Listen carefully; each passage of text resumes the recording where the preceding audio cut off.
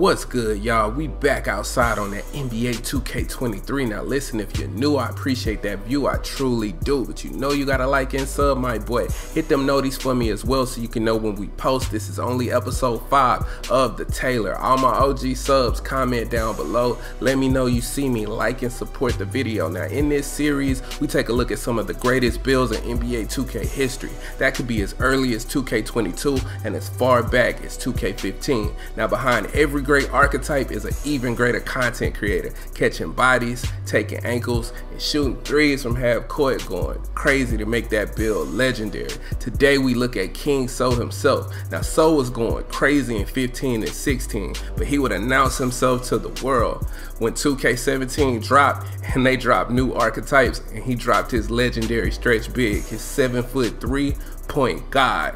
He still impacts the culture today. Let's get right. Alright, y'all, so we're gonna make that Solluminati 7'3" point guard from 2K17. Really, when you go back and look at it, man, So had been running it up with like 7'3s in like 15 and 16 too, bro. But like 17 was the year where they added archetypes, so the stretch big was actually born in 2K17 because that was the first year where they had the title stretch big, right? And it forever changed the game, so much so to where now they just try to nerf and take that build completely out of the game. The way So played that build that year, bro, he really went up and he inspired a lot of other people to make stretch bigs, bro. So you eventually saw like stretch bigs everywhere, and the way he was playing the build, he really was kind of like running it like a point guard on the twos with God Triller, RIP.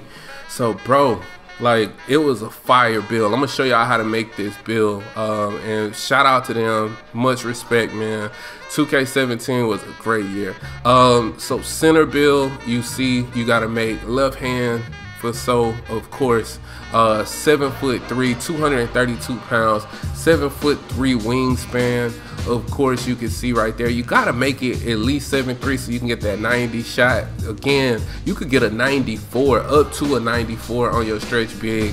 Back then, you can't do that now. 2K ain't gonna let you do that. Now, this is the part of the video where I always tell y'all, all y'all really gotta do is just pause the video right here, capture the attributes that are on screen, and what you will come out with is a stretch 5, bro. And this build is very relative to that 2K17 vibe. So, you know, if this how you want to rock out, bro, I'm telling you, you can still play point guard with this build with the right Sigs if you know what you're doing. If you want to see exactly how I put things where and why, and then you want to see a couple of Sigs at the end, stick around. Now, first with the finishing, the easiest way for me to tell you is the close shot was accurate. It was like the standing layup was like a 70, so I just made close shot a 70. The standing dunk was a 74, so I made the standing dunk a 75 because there's some dunk like package threshold things.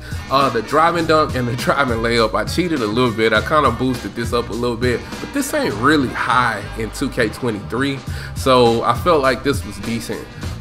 Post control you have to have, bro, so we gotta get that gold unpluckable, especially if we're gonna play point guard on the build, so we have to have that. So that's why I went with the 87. And then please do not forget, go check 2K Labs, shout out to them. The difference between silver quick first step and gold quick first step is only 1 frame, bro, so it's only 1% of a difference. So there's no need to put any more post scoring on this build if you're trying to get gold. You would only need to go up if you're trying to get Hall of Fame.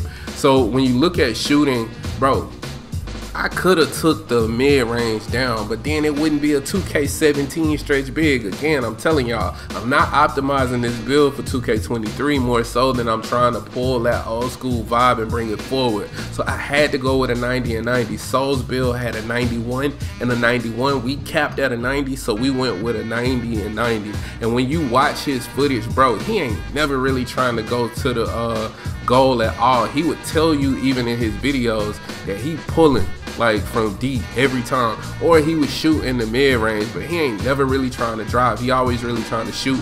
So that's the reason why we stuck with a 90 and 90, so we can cash out. As far as ball handle, 65 gonna get you like Giannis and Rondo, like the size ups that you need to kind of be decent dribbling the ball.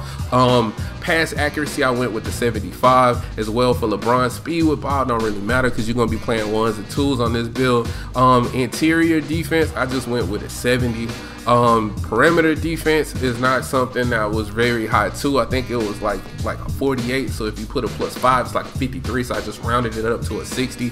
Still ain't really necessary on this build because like the minimum, there are no minimum requirements for like interceptor or glove, so I didn't really too much worry about that. I wasn't gonna get no plucks with the build if I maxed it out anyway, so I might as well just try to play passing lanes. Now I cheated of course with block and then defensive rebound. I always do like at least one attribute that's fully 2K23, and this is the case in block. Like the block was like 74 or something like that, but of course if you're gonna be a 7-3, especially with people out here rim running, you can at least do a silver like anchor. So I went with 87. Now I could have shaped this build up, and trust me, if I want to, I could completely switch this build around, get big man contact dunks, get goal anchor. I could do a lot of different things to make this build really truly go crazy in 23, but we trying to capture that 17 feel and stay close to that vibe. So that's the reason why we building a build like we did. I had to keep the offensive rebound at least a 70 because both rebounding was in the 70s back then,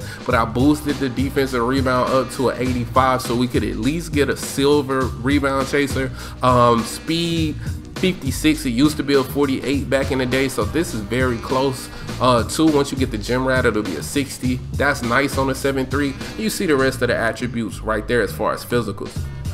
Now takeover, sharp playmaking, rim, and post scoring, but you're a 7-3 point guy, bro. You dare not go rim, you dare not go post scoring. You gotta go playmaking and sharp, bro. And then remember that playmaking takeover is important because you have a lot of people out here with this glove badge going crazy, so you need to protect yourself.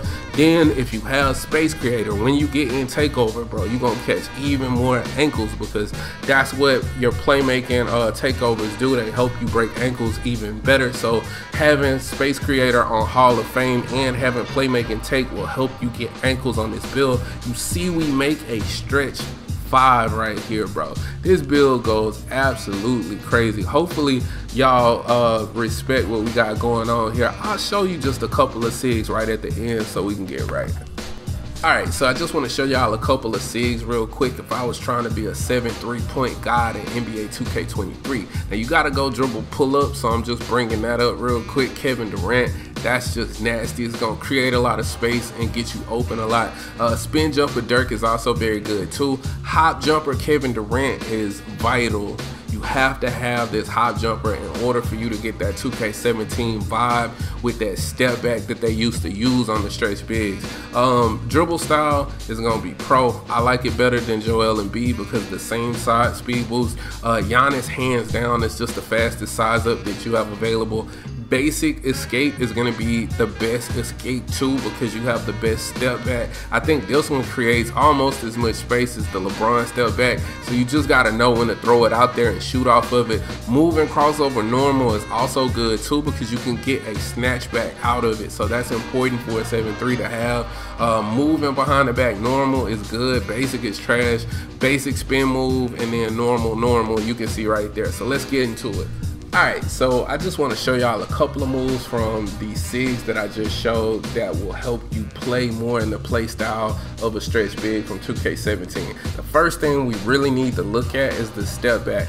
Back in 15, 16, and 17, they had this really big like hop step back that they've taken away in the game today. The way that you replicate that hop back on a stretch big is put on Kevin Durant's hop jumper. All right, once you have it equipped, hold R2, run to the side and just hold down on the right analog. Now you need to let go if you don't want to shoot. If you do want to shoot, just continue to hold down and just time it and shoot. It's really that simple, and then you still get that same hop back. Now the thing about a 7-3 is against a 6'9 or a 6'10, bro, or anything like that, it's gonna be almost impossible if you were even standing and they closed out late to contest you. So if you run and then step back like that and then shoot and you master that, it's gonna be nice. Plus you're gonna have space creator on Hall of Fame, so that's gonna also assist with your jump shot. Now the next thing to kind of talk about is Giannis, of course. So you see what we got Giannis, and Giannis Bryce is pretty fast with his sig size up. Although you don't move very fast with a 44, you can still utilize something like that. Another thing to call out is the move and crossover normal. If you hold R2, flick up twice, you can get that snatch back like that. You get this crossover, then snatch back. If you use basic, you won't get the same snatch back. So I just wanted to make sure I pointed that out. And then the last move to kind of mention too is Kevin Durant's dribble pull-up. If you run to your non-dominant ball, like hand and shoot while holding R2, you're gonna basically get a one-leg dribble pull-up, which is really dope. Now I'm on my OBS, so I got hella latency. It's highly unlikely I'm gonna be able to time it right, but you can see right there, boom, you basically get that kind of a one-leg dribble pull-up. And then all you really need to do after that is start to try to combo things together that we just talked about. So you could technically do this with the snatch, boom, come to the side, dribble, and then shoot, bro. Like, you can do all of that stuff, man, like if you want to, and then that will like set you up. You got agent threes on goal, you 7'3", bro, and then you just creating space. Now you also can fade and many other styles, but I'm just showing y'all a couple of ways to play. Or you could play it like So did, where really you just using that step back, or you just kind of moving around, catching and just pulling in somebody mid, bro. You 7'3", shoot with confidence on this build, and you can play it exactly like a 2K17 build. Anyway, did I nail this build, bro? Comment down below. What would you do different? Also comment to like say what you want to see as far as like a different build from a different content creator, in what era, bro. Let me know. So like, comment, and subscribe. Hit that notification bell as well so you can know when we post. And as always, respect the OGs. Peace.